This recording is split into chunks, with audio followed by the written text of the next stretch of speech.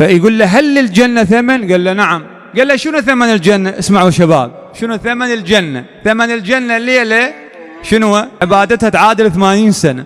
يقول له ثمن الجنة دمعة على الحسين سلام الله عليه. هاي الجنة، هي الجنة خلقت من نور الحسين سلام الله عليه. هيك روايات تقول. النبي يعطيه عمل بسيط، يقول له نعم للجنة ثمن. قال له شنو ثمنها؟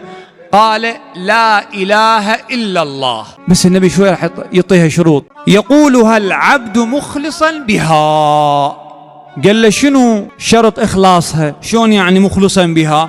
اثنين. قال له العمل بما بعثت به. شوف قال بعثت به يا إخواني، إنما بعثت. شوف ما حكى عن صلاة إخواني، ما حكى عن صيام. النبي صلى الله عليه وآله ابن عباس يدخل علي يقول له وصيني، يقول له عليك بمحبة علي بن أبي طالب. يرجع يقول له وصيني، يقول له عليك بمودة علي بن أبي طالب، فوالله لا يقبل الله من عبد حسنة إلا بحب أمير المؤمنين علي. يقول له شنو شرط إخلاصها لا إله إلا الله؟ طلعنا هواية على بحثنا وكذا، كملها ونرجع.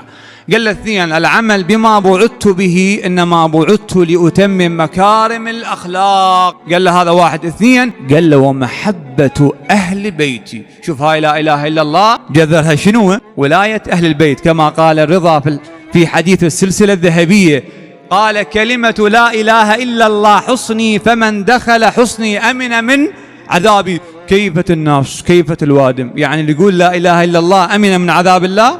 شوية حرك الإمام باوع لهم، قال بشرطها وشروطها وأنا من شروطها. واضح هاي لا إله إلا الله بعد. فذاك البعيد اللي يقول لا إله إلا الله، هاي لا إله إلا الله ناقصة مالته.